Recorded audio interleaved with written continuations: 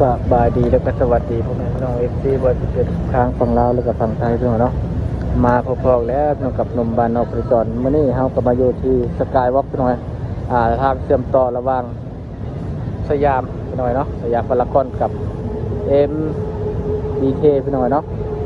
โอ้พามาอัปเดตให้พี่น้องได้เบิ่งเนาะพี่น้องหลังจากเฮาที่ได้มาถ่ายโดนเติมแล้วพี่น้องนะสถานที่แห่งนี้ตอนนี้ก็เวลาก็ช่วงสีมืดๆแต่พี่น้องเนาะสีมืดๆจะหน่อยนึงหน่อยครับภาพบรรยากาศนักท่องเที่ยวที่มาพี่น้องเนาะมาอัปเดตบรรยากาศนักท่องเที่ยวให้พี่น้องได้เบิ่งกับว่าได้พี่น้องเนาะหลังจากที่บ่ได้มาอัปเดตให้พี่น้องได้เบิ่งโดนแล้วพี่น้องเนาะก็เลยอยากมาถ่ายบรรยากาศให้พี่น้องได้เบิ่งเนาะมื้อนี้มันบ้านนอกในจรก็คือว่าถ่ายให้พี่น้องได้เบิ่งเนาะ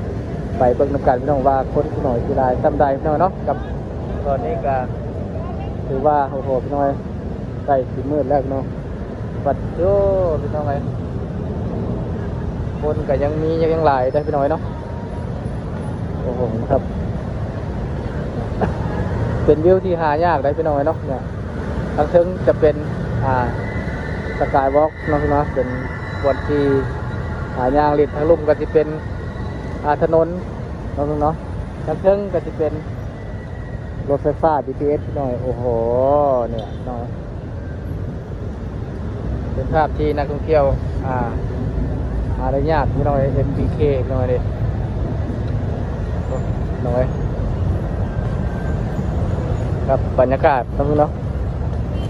ตอนนี้ก็ถือว่านักท่องเที่ยวกันยังแน่นหนาพี่น้องมาเก็บภาพมาถ่ายภาพบรรยากาศแล้วเนาะสถานที่แห่งนี้ก็ถือว่าโอ้โหสุดยอดจังเลยเนาะ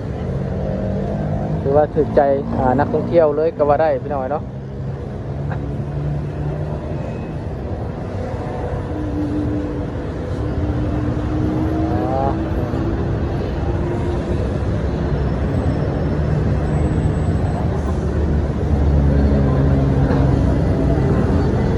สุดยอดดีพี่น้อยเนาะภาพบรรยากาศ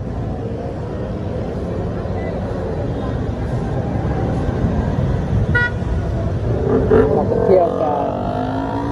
ยังแน่นหนาที่เก่าพี่น้องเนาะเพราะว่าที่เป็นสถานที่ต่างๆพี่น้อยเนาะเพราะว่าที่เป็นมีทุกบอนพี่น้อยก็ว่าได้พี่น้อยเนาะนักท่องเที่ยวนี่ก็ได้โอ้ในพี่น้อยเขากลุ่มถ่ายรูปเป็นอย่างไรพี่น้อยเนาะ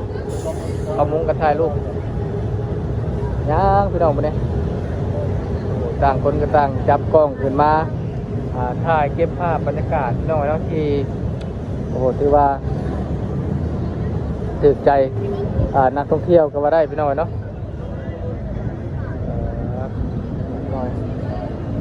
มาถ่ายรูปอย่างไรพี่น้องเนี่ย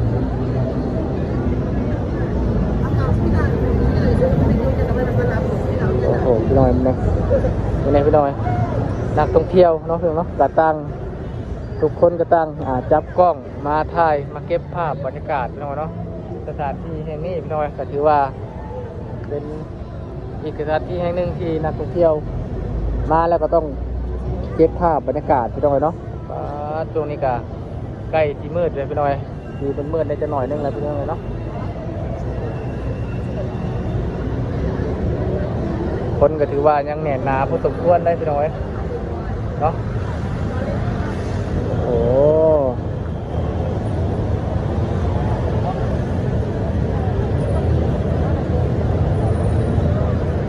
นี่นะครับเนี่ยที่เป็นนักท่องเที่ยวพี่น้องมาแล้วก็ถ่ายรูปถ่ายภาพเก็บภาพบรรยากาศเนาะที่ได้มาเที่ยวในประเทศไทยพี่น้องนี่ก็เป็นฝรั่งต้องโอ้โหสุดยอดสุดยอดเลยพี่น้องเนาะพี่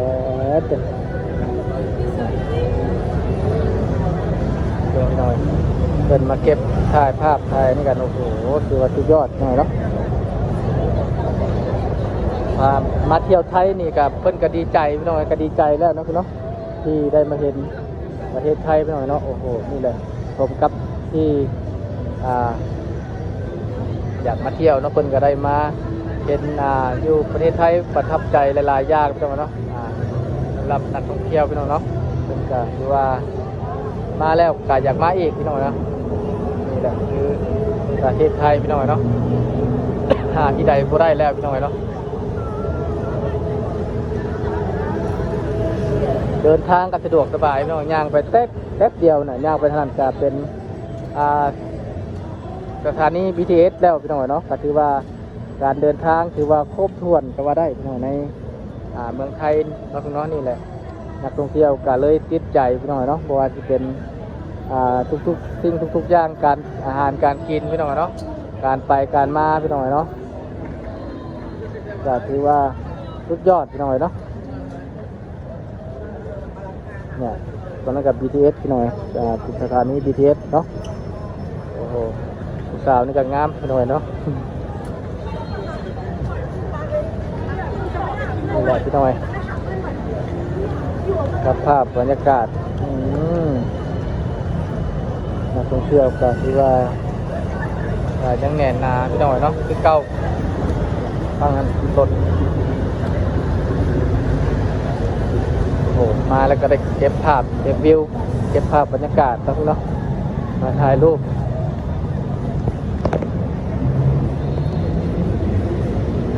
เป็นอีกสถานที่แห่งหนึ่งก็ว่าได้ที่สามารถดึงดูดนักท่องเที่ยวนะพึ่งเนาะมาเที่ยวมาถ่ายรูปมาถ่ายภาพมาเก็บบรรยากาศน้อยเนาะโอ้โหนี่แหละสุดยอดพี่น้อย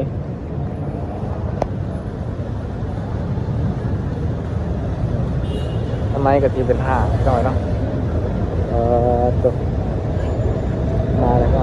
ภาพไปแล้วพี่น้อย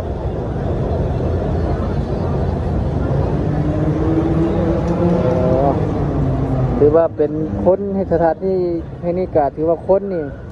มาย่างเรื่อยๆได้พี่น้องเพราะว่าที่เป็นตอนแรงตอนกลางเว้นก็ได้เนาะเนาะเริ่มแรงๆทุกคนก็เริ่มมาย่างแล้วตอนเช้ากลางเว้นอาจสิฮ้อนพี่น้องเนาะ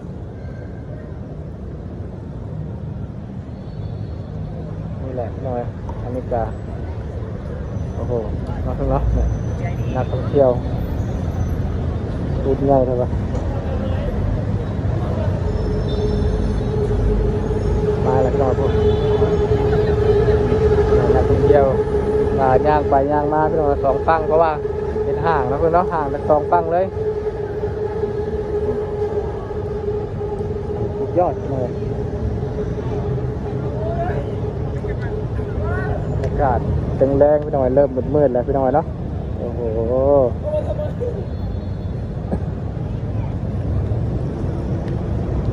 สาวงามสาวงาม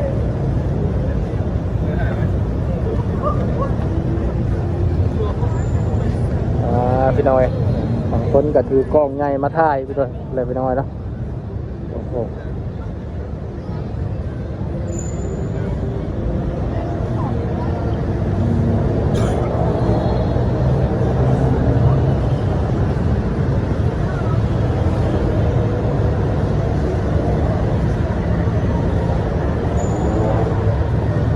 พี่น้อยเนาะว่าคนก็ถือว่ายังมาเรื่อยๆพี่น้องเลยเราก็มายางลินมาพี่น้องเก็บภาพบรรยากาศโอ้โห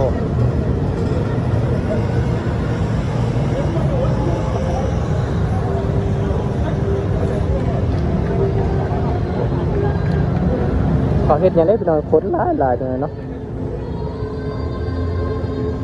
ก็เขาร้องเพลงบ่นักเรียนพี่น้อยเรียนไทยคนหนึ่งเนาะเรียนนักศึกษาป่ะ